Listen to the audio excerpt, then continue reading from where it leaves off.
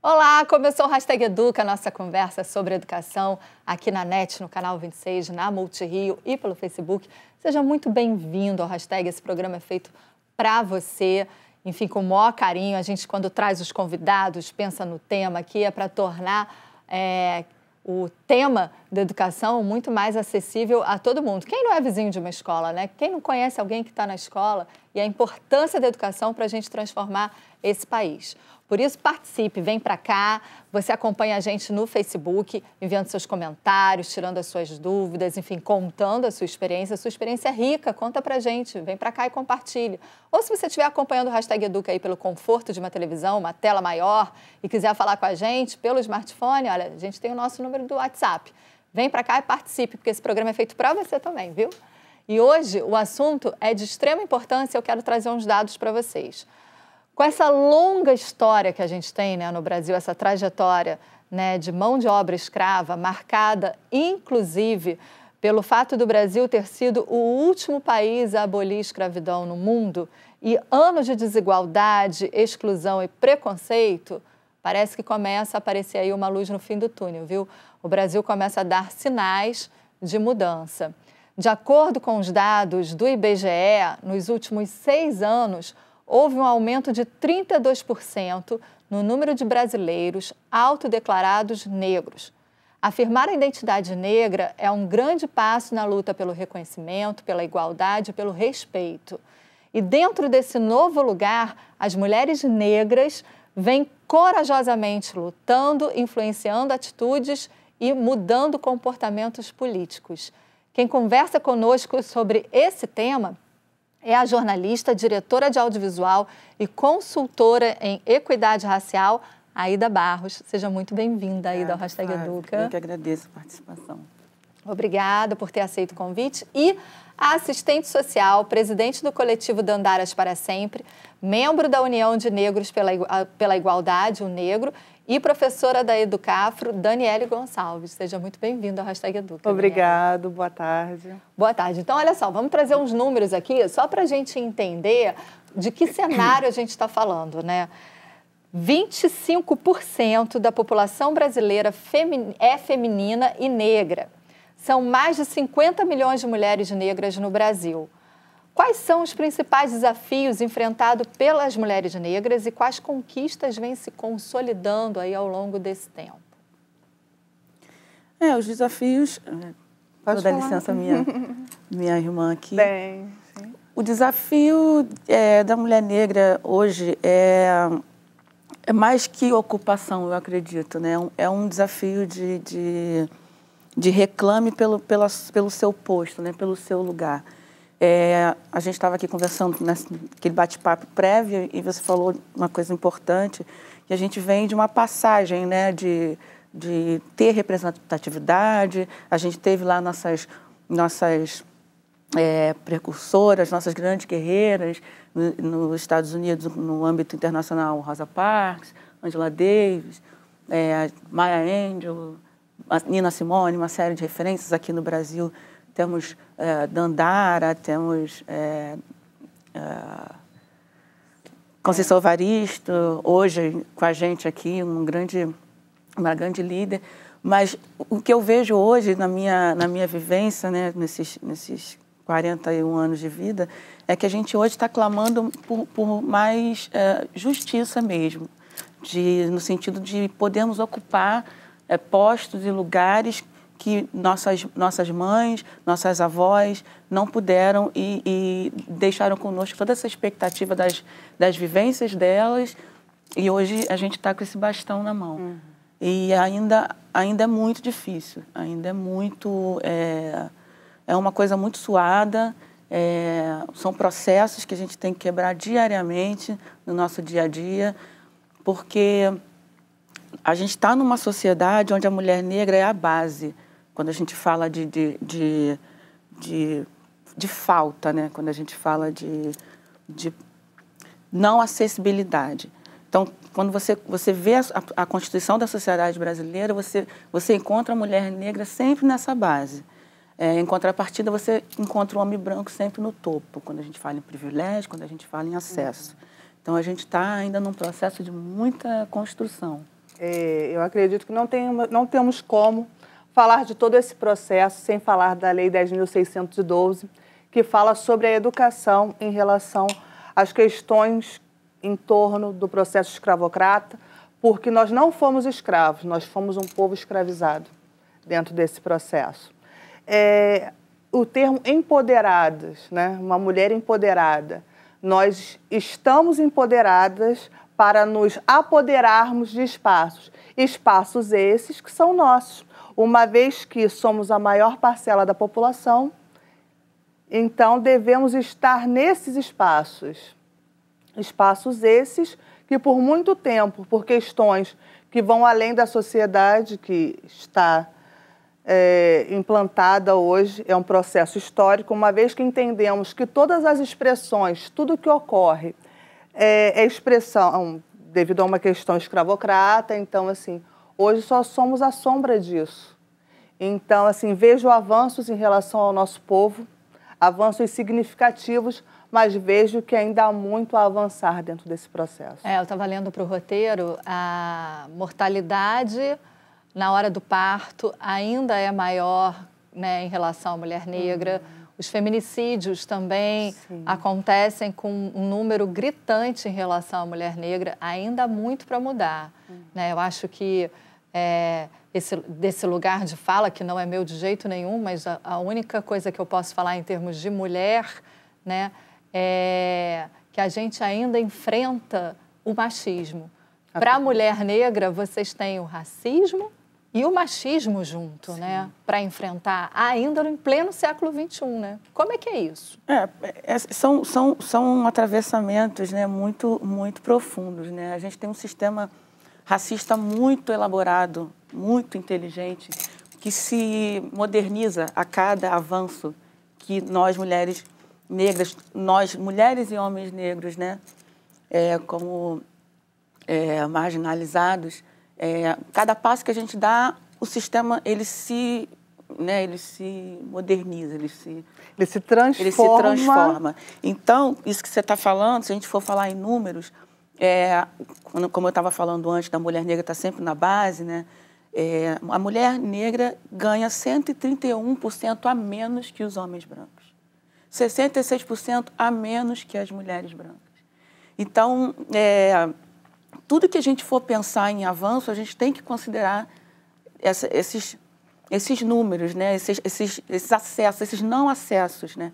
Existe uma falácia, um mito que é extremamente cruel na medicina em relação à mulher negra, que acha-se que a mulher negra é mais resistente. Sim, inclusive. Então, existem números, eu não tenho esses números, mas existem estudos que afirmam que até a anestesia é concedida em menos quantidade para as mulheres negras nos hospitais. Existe um documentário, você que trabalha com essa questão, chamado Não Grite, que conta a história de uma menina, uma jovem, que ela foi à maternidade, quando ela descobriu, aliás, o seu processo de gestação, ela ganhou um lenço,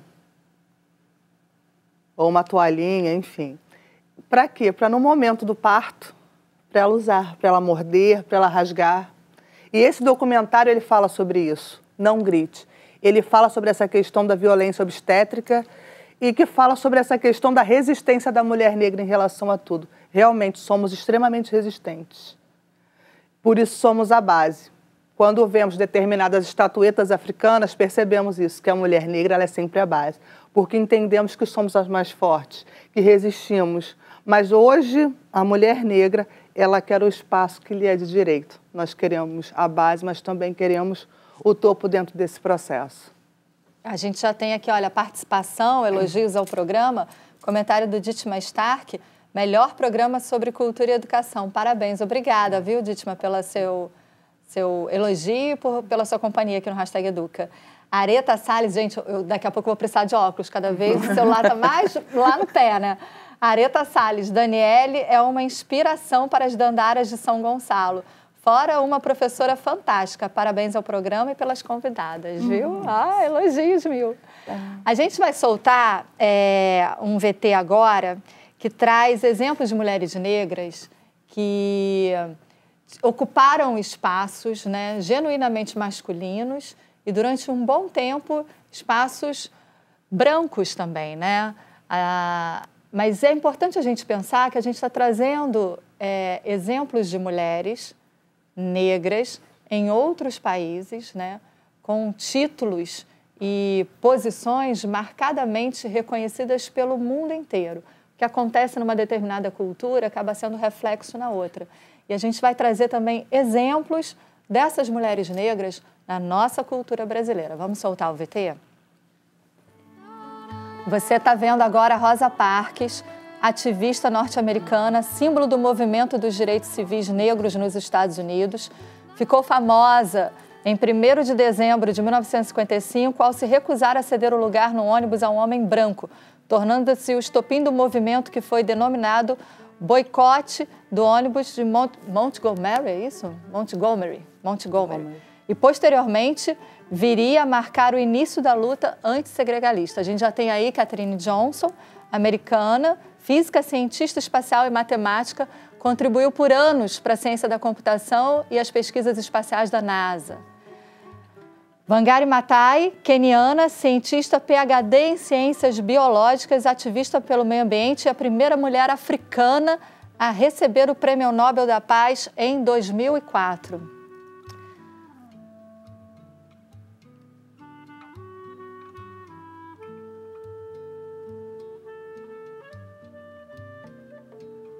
Dandara dos Palmares, esposa de Zumbi dos Palmares, guerreira, dominava técnicas de capoeira e lutava ao lado de homens e mulheres nas muitas batalhas geradas por ataques ao Quilombo dos Palmares.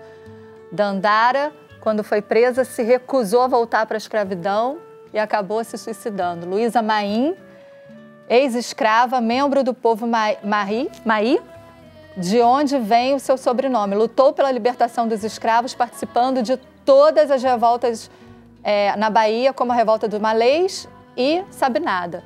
Conceição Evaristo, né? Escritora, doutora, poetisa, doutora em literatura comparada, né? Um dos maiores nomes da literatura brasileira atualmente.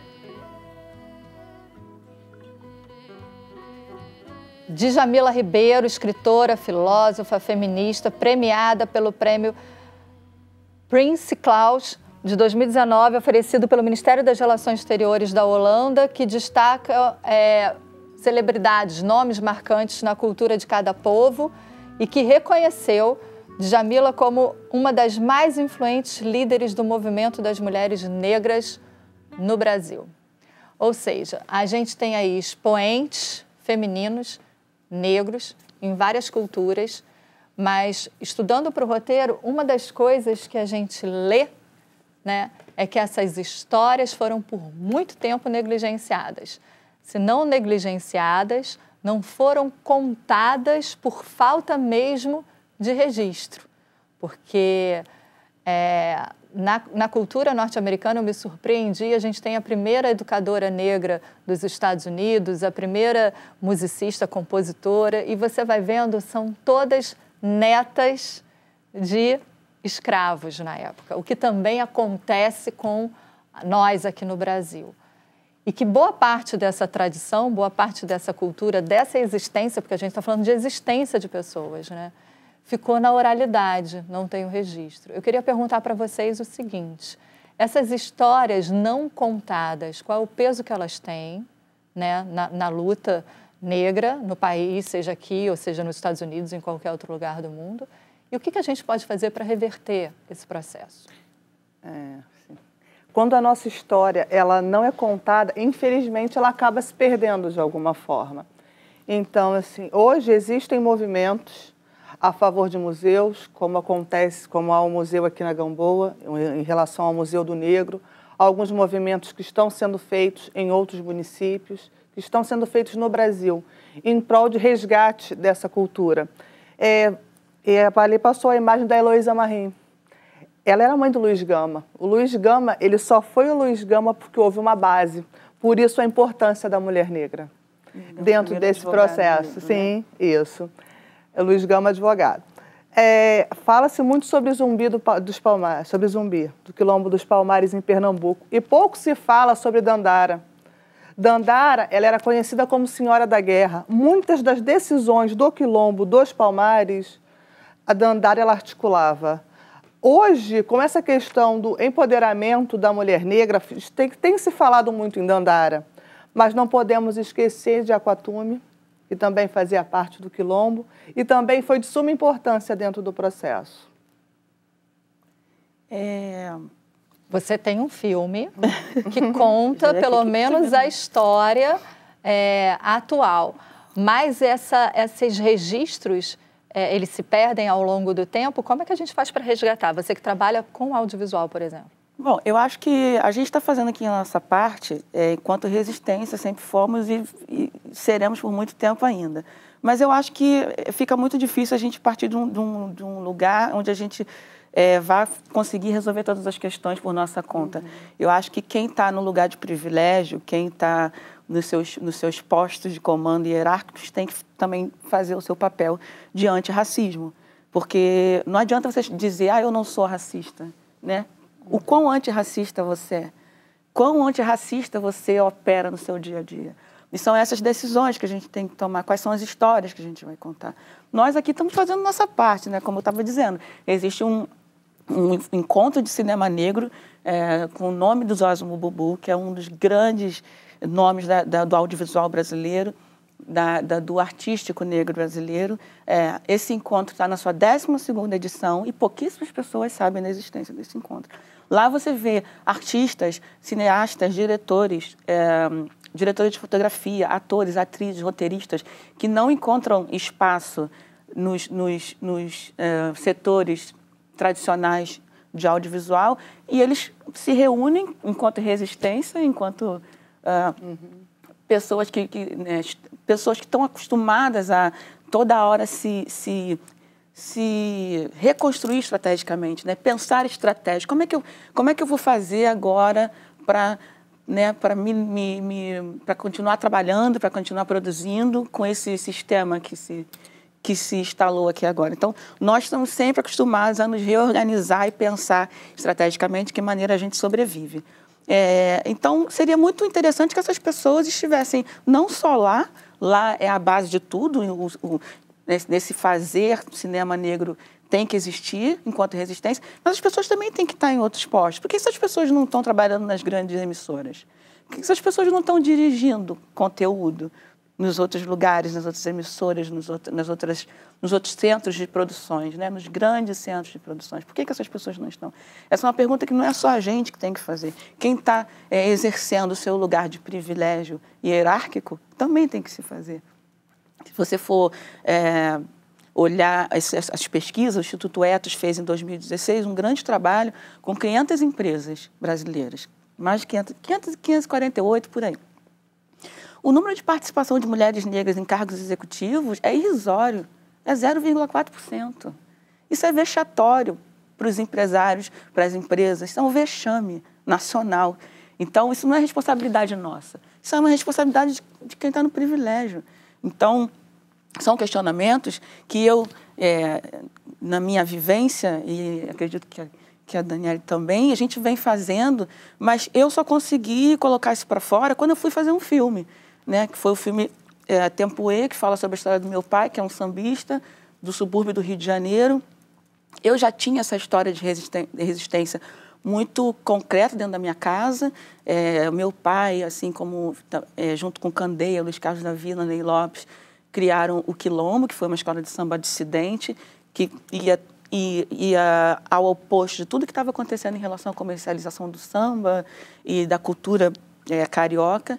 Então, essa postura da resistência sempre teve muito pertinente, muito clara na minha vivência, mas também do ponto de vista do homem, que também não me... Não, é o lugar de fala da mulher, né? Pois não me incluía, assim. Eu venho de uma história de resistência, mas não era uma história falada por mim. Eu tive que criar, né, esse espaço. E essa história, esse espaço de resistência minha, eu poder fazer um filme que talvez não seria feito por outras pessoas. Olha, a gente está botando o link do filme aí nas postagens do Facebook para você acompanhar, viu? Todos esses comentários e conteúdos que elas estão partilhando aqui, dividindo com a gente vai colocar aí na postagem para você acompanhar e se aprofundar.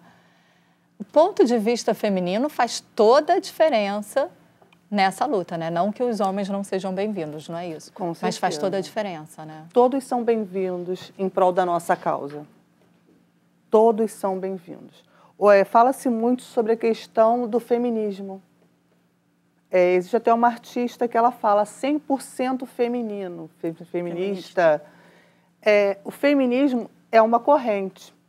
Eu, enquanto mulher negra, que atuo em causas que permeiam a mulher negra, eu participo do mulherismo africano. O que é o mulherismo africano? Entendemos todas as questões que permeiam a mulher negra. O mulherismo africano, ele surgiu na década de 80, o feminismo na década de 60. Então, assim, o feminismo, ele é uma corrente mais antiga, também criado nos Estados Unidos, que fortalece essa questão da mulher.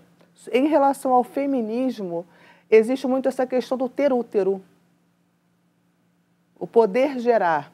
No mulherismo africano, as questões que permeiam o gênero, a sua identidade de gênero e as questões hierárquicas dentro do processo são um mero detalhe para a construção. Estamos naquele espaço, devemos ocupar espaços que são nossos.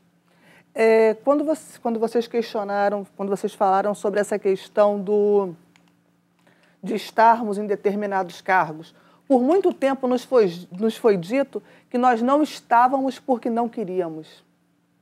Escola tem, oportunidade tem, mas entendemos que há um processo social constituído que não se declara dessa forma. Existe uma dívida social, cotas não é gentileza, é reparação ao nosso povo. E entendemos que a Lei 10.612, em relação ao ensino da cultura negra nas escolas, se faz de suma importância dentro do processo. Somos negros o ano todo, não somos negros só em novembro. Isso é importante dela falar, porque a gente está chegando aí com o Dia do Zumbi dos Palmares. Em junho ou julho, acho que é julho, tem o Dia da Mulher Negra, né, dia 25 de julho. Ou seja, a gente tem datas efemérides, mas, na verdade, essa luta é diária, constante e também não se encerra por agora. Eu tenho até um assunto para trazer para vocês, mas antes eu quero trazer o elogio da Aline Coelho. A Aida Barros é um exemplo de mulher negra empoderada. Parabéns pela bela participação. Um beijo. Olha só, a ONU proclamou o período entre 2015, ou seja, a gente já está aí uns 4 aninhos, né? A 2024 como a década internacional de afrodescendentes. Estamos rumo aí já, né? 2020 já está batendo na porta, a gente tem aí uns 4 anos e pouquinho, aí, 4 anos e alguns meses para fechar essa década, se a gente pode limitar numa década, né? Mas, ou seja, é um momento onde você tem as ativistas negras e negros acontecendo nas redes sociais, esse movimento negro nas redes sociais muito grande, né? Você tem todo o movimento negro mesmo de empoderamento para se apoderar, né? Dessa parte de audiovisual, né? E de, por exemplo, aqui no Brasil a gente tem um movimento do teatro negro que é muito forte e é muito bom.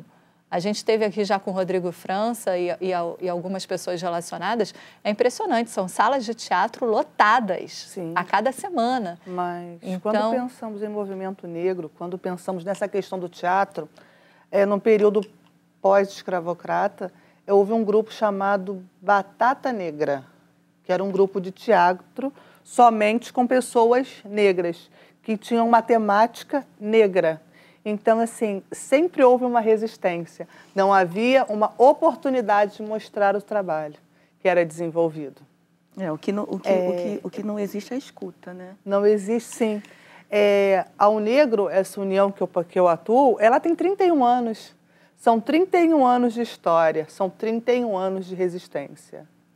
Ao Negro, ela não é uma entidade somente de negros, ela é uma entidade mista, porque entendemos que todos que estão inseridos nesse espaço se fazem importantes. É claro que o espaço de fala, em determinados momentos, em determinadas questões, eles são nossos, porque as nossas dores são diferentes das suas enquanto uma mulher branca. Você tem dores que eu nunca vou sentir e vice-versa. E nós não estamos aqui para mesclar tamanho de dor. Nós não estamos daqui para mesclar a aceitação dentro de um processo, mas estamos aqui para dizer, eu, mulher negra, resisto. E nem rivalizar também, né? Eu acho que é muito importante a gente ter uma... Eu, por exemplo, estou procurando isso para não adoecer, né? A gente fica aqui falando de coisas muito densas, coisas muito pesadas, e se a gente não fizer um exercício de cura para a gente adoece. Então, eu tenho feito um exercício comigo de sempre falar das questões duras, mas falar do que é bonito na gente, né? No que inspira. Você estava falando da parte educacional. Enquanto as escolas não fazem a sua parte de trazer para dentro da sala de aula a importância da cultura negra, de como nós construímos tudo que está posto, né? Como fomos essenciais para a medicina, para a matemática, né? Como ela bem disse, somos povos escravizados, não somos escravos, né? Tínhamos toda uma construção social em África que foi raptada e trazida para cá, e todo esse saber está aqui. Então, enquanto as escolas não fazem a sua parte, posto que há toda uma questão de entendimento, eu acho que as famílias têm que fazer isso, né? As famílias têm que tomar isso para si e mostrar para suas crianças, seus filhos, netos, sobrinhos, de onde eles vêm, quem foram seus ancestrais, quem é a Dandara, quem é a Zumbi, o que é o continente africano. Então, essa função fica conosco por enquanto, né? Enquanto a gente não vê isso disseminado da maneira como gostaríamos, ou se a gente não tem esse cabedal, ou essa capacidade que a gente possa se conectar com outras uniões, com sociedades que fazem esse tipo de trabalho, porque existe, sempre vai ter um núcleo de resistência negra. Então, que a gente se una e que a gente possa falar de felicidade, de potência, não só de questões duras e de problemas, porque senão a gente não avança. Com certeza. Entendemos que há uma dívida histórica em relação a todas as questões relacionadas ao nosso povo. Mas não é só isso. Nem só de tristeza se vive o movimento negro. Você falou sobre o Dia da Mulher Negra Latino, então não tem como falar sem falar sobre a Marcha de Mulheres Negras, que ela acontece na praia de Copacabana, no qual estamos ali para dizer que nós existimos. Eu, mulher preta, existo e estou ali num local que é dito um local para brancos, e estamos ali marchando em prol da nossa causa, independente de religião. É um movimento muito bonito. Porque entendemos que eu ser negra não me faz ser de uma religião de matriz africana. Eu posso ser, porque eu sou livre. Como eu, mulher negra, eu me dou o direito de usar um mega com cabelo liso, porque eu sou livre.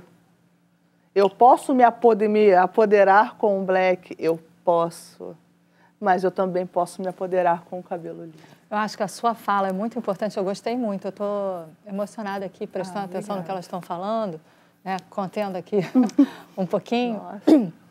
Porque eu acho que a fala de vocês foi muito boa, né? Eu acho que a gente pode conquistar tudo por respeito, né? A gente conquista tudo com luta, mas a maior luta, eu acho, é o respeito da gente pela gente mesmo. Então, quando você fala das alegrias, que você traz as alegrias, que não é só tristeza, não é só revolta, é também alegria, e que você fala da liberdade de ser quem você é, independente de estar preso ao que A, B e C diz que você é, porque senão também vira o meu próprio par dizendo quem eu tenho que ser, né? Eu me torno escrava. Então, eu me torno escrava num outro processo. Então, eu acho que é muito bonito, eu acho que isso a gente tem que levar desse hashtag Educa Daqui, sabe? A minha identidade passa pela minha liberdade de ser quem eu sou, né? E como eu me respeito e recebo esse respeito de todos. Muito. O pessoal está falando aqui que a gente já estourou. Já estourou, né? Sim. Eu gostaria de fechar, então já estourou o tempo. Não existe como falar sem falar de uma música da Preta Gil. Tem que ser magro, tem que ser hétero, tem que ser branco. Quem disse? Quem disse que temos que ser assim? Quem disse que temos que ter um padrão? E quem implantou esse padrão? Quem disse? É verdade. Muito obrigada pela participação de vocês. Parabéns pelo trabalho de vocês, viu? E você que acompanhou o Hashtag Educa já sabe, tem mais conteúdo sobre esse assunto nas postagens e no portal da Multirio. Passa lá. Eu te aguardo no próximo programa. Até lá.